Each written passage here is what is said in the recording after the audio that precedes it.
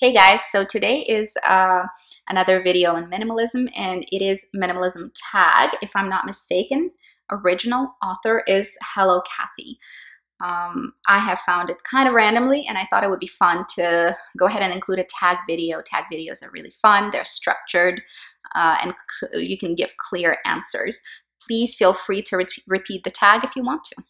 Credit the author though, because, it's nice to do that.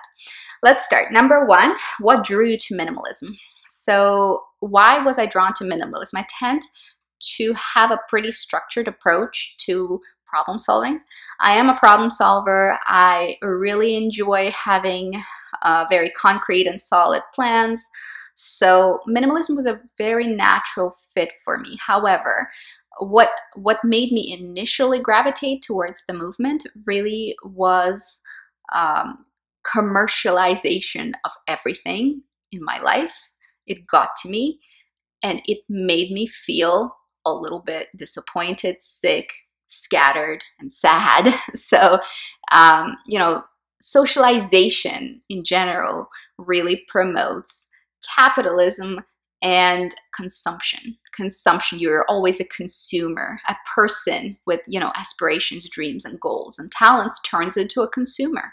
And a consumer is somebody that, the business world really have to pound out everything out of. And in my sort of view, I saw that I was just working so ever hard to satisfy somebody else's desire to make a profit. It wasn't giving me happiness. It wasn't giving me satisfaction. I wasn't feeling like I was being a better person for owning things. It just really felt like a waste of time. And I understand how there is so much more anxiety and depression in our culture, and I deal with it as a physician every day. I see a lot of it having to do with the want culture. People aren't so sure of who they are anymore, and people really are led to believe that defining yourself through ownership of objects is going to make them happy, and it doesn't. And this huge lie just kind of roams around and dampens the spirits on a lot of different people, because you're not chasing your dreams. You are doing what you're told is the thing to do, and it's supposed to be making you happy, and it isn't, but it's making somebody else rich. And quite frankly, I'm not that interested in making people rich. I'm interested in doing what I want to do. So putting your own desires and priorities first above what society feels like, what the marketing is aiming you towards. I wanted to stop being a consumer.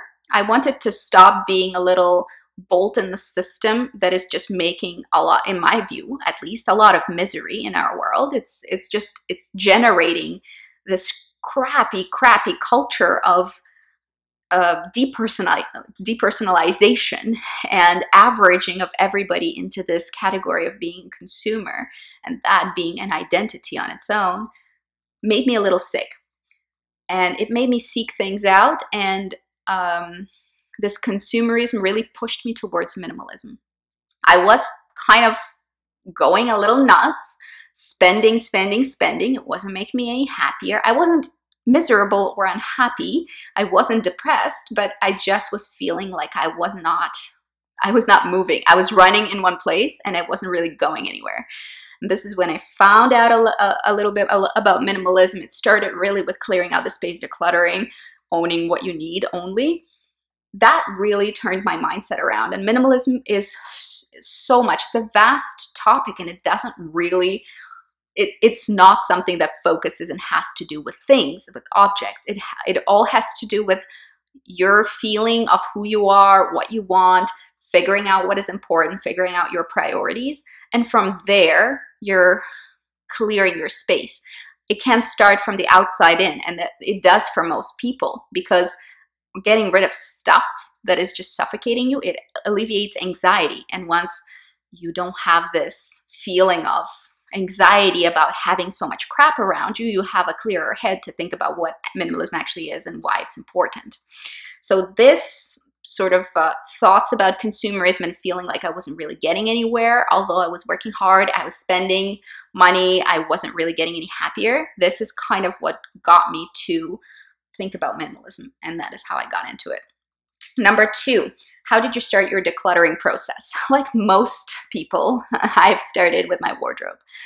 It turned out I had a ton of clothes, a ton of shoes, a huge amount of purses, 95% of which I was not utilizing. So I just had this massive amount of crap in my closet. And like many people, during a move or anticipating a move, I really started clearing things out, thinking like, I'm not going to bring all of this, am I? And then it turned out I really brought maybe 25% of what I owned. And since then, I decluttered about 20% of that. So really, truly, what I owned was not even remotely useful for me and had no longevity whatsoever. I sold about 75% of my closet, and I'm planning to sell more higher value items, which I'm not reaching for. And so it started with my closet, like it does for most people. Number 3, have you ever counted all of your things? How many things do you own? I have difficulty understanding some of the minimalists in the minimalism movement are quite extreme.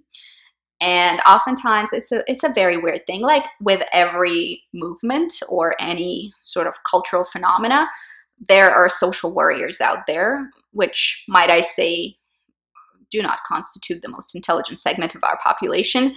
If you throw so much energy into debating with somebody whether they're a minimalist or not, then you're truly wasting your time. How silly is that? You are a minimalist if you think about minimalism, and if you apply minimalism to your life in any way, then you're a minimalist. So to me, counting things and being obsessive about a number of things that you own defies the purpose. It's the same obsession with things, just in reverse. And how is that different with trying to accumulate things? Trying to declutter everything to a minimum of X amount of items, to me, is a form of obsessive compulsive disorder. I'm not really I don't know what the point of it is. I understand when people are trying to minimize and they have goals, but a goal of like 100 items or less is insane for somebody who isn't a full-time traveler and bouncing around countries or whatever and is carrying one backpack and one carry-on. You know, in that case, maybe it makes sense for you to cut down to whatever fits into your luggage. But for most people, this obsession with counting objects is the biggest waste of time. I don't understand. If something has a function and has a purpose for you and you like it, then keep it. If something doesn't have a purpose or a function and hasn't served you, then get rid of it. Like, it's not about numbers at all. It has nothing to do with numbers. So it's a mystery to me why that is even out there. And I challenge you, if you have this sort of minimalist mentality, to ask yourself why. What is the point of it? What is the purpose? Why are you doing it? And if you have a good answer, leave it below, because I would really love to know. I can't figure it out. It's weird to me. But it doesn't mean it doesn't have merit. So if you're one of those people, let me know, because I have no idea why one would do something like that.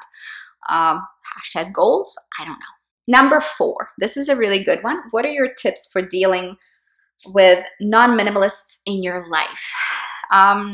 So I see how this could be a problem for couples. For instance, if one person wants to embrace minimalism and the other is not interested, that can create conflict because it's a pretty big change. For me, luckily, it hasn't created any friction. And in fact, I didn't force my significant other into minimalism at all. I don't believe in forcing people into a particular lifestyle. If lifestyles coincide, great. But really, it's not something that you can be forceful about. Some people won't really understand the purpose of it. I've had really positive reactions from people when they found out I was a minimalist. I believe that minimalism is a fantastic idea, and it can be applied to any lifestyle, and it's going to look different for everybody. That's why I believe it's so versatile and clever. It's a mindset. And really, there is not really one way that minimalism looks like. So applying mindset of being minimalist and defocusing your attention on stuff and refocusing it on your goals and purpose is a fantastic, fantastic thing to do. I don't see how you can lose with that mentality. And I don't see how, if you're broad enough, how you can have negative reactions, really. I'm not militant. I'm not making anybody do what I'm doing. So I don't see how that can create a negative reaction. I've had really positive reactions. In fact, when I mention it, sometimes people are like, oh, how interesting. So what does that mean? And, you know, they're curious. In terms of people who are close to me, I wish I could force minimalism on my parents, because with them, I can be totally honest and open. And I do think that there is space for improvement there, and I would love to clear up the clutter. In my view, there's clutter. It's probably pretty average. It's not a hoarding situation at all. But in my view, they can really clear some things out, and then they will never miss them. They will never even notice them gone.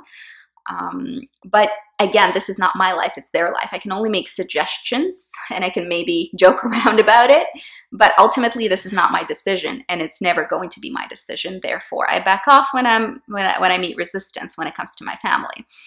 When it comes to my spouse, he's really on board with it. I'm so happy that it's not a point of contention. In fact, in the beginning, he said, okay, if it's your thing, you do that, but don't force me. I'm like, of course, I would never.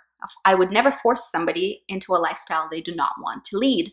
However, after I've decluttered, after I've created space for myself, after I prioritize, my husband really saw the benefits. So it was kind of like leading by example. I think that's the only way you can convince somebody to do something, is to convince them that it's in their own interest. And leading by example is the best way to do it, and that's the only way you can teach your children anything, really. So, you know, to me, it looks like he's made a significant amount of progress on his stuff. He has an office downstairs that is a rather large space, and it used to be pretty full of stuff, and recently he's really been clearing it out. So I'm seeing the positive effects of how I managed my space and some of our common space. And at this point, our house is pretty minimal, and he has really picked up on it. He has gotten behind and on board with thinking about, what do you really need, and do you really need this thing, as well as, you know, the sunken cost fallacy that I spoke about earlier, about the notion of, you know, if you're not using it and you spent a lot of money or effort on it, is it still worth keeping? So, you know, I'm happy to report that in my family, it has never been a problem. And in general, in the larger scope of society, I have never encountered anyone who negatively reacted to my lifestyle when they found out about it. It's not something I promote. It's not something I'm very vocal about, but if it comes up, it comes up, and I'm happy to mention it. And if somebody's interested, I'm happy to discuss it. Number 6, this is the last one. Do you have guilty pleasure where minimalism does not apply? And of course I do. Like I said, I'm not militant about my ideas. I'm not militant about the lifestyle. I'm letting it serve me instead of being a slave to it. And this is the whole point, not being a slave to stuff. So, you know, if you're getting to be a slave to minimalism, you're doing something really wrong in minimalism. For me, it's makeup and skincare. I still have a significant amount. I've decluttered a lot. I've given out a lot to my friends and family. And so to me, it's about 60% less of my total possessions previously, but it's still a significant amount, far more than what I need. So I'm slowly still decluttering. If you follow my channel, that you see that I'm doing periodic declutters of my makeup box, and these videos do reasonably well. I think because people do like watching other people declutter things. I've decluttered clothes on my channel. I've decluttered makeup on my channel. It's a second nature, and at this point, I think I can really shrink my possessions in terms of makeup and perfumes and skincare by quite a lot in the future. But I'm not in a rush to do it, and this is my hobby. It's my relaxing spot. It's my me time. I don't feel rushed to be completely minimalist in that domain, but that's pretty much the only domain at this point which is left, in which I am not a minimalist. I don't have as much as beauty gurus have, let me tell you that. Like, I don't have an exuberant amount of makeup. I don't have a ridiculous amount, I don't think, but I have way more than what I need. And honestly, I'm kind of just going to see how it goes, and eventually I'm pretty sure I'll dwindle it down to a pretty small number of items. But for now, I'm not stressed about it. I'm just sort of letting it sort itself out. As I feel like it, I'm decluttering things that I no longer use. And there are plenty of those in my collection. So I should be, this coming year, 2019, probably making strides and shrinking that collection as well, and stop calling it collection and just call it my makeup box in general. In my ideal world, I just have, a small amount of things and I switch them out just like I do with my polishes. So this is it. This is the end of the tag. If you enjoyed the tag, if any of the points I've made resonated with you, or you have something to add, do leave it down below. I really like this topic. I love discussing this topic, and I think there's a lot of value in sharing about this topic. And if you want to go ahead and do this tag, do it. Hello Kathy is, as far as I know, the originator. So I urge you to give her credit for that. And it's a fun tag to do, I think. Let me know if you enjoyed it, and have a good day. See you later. Bye bye.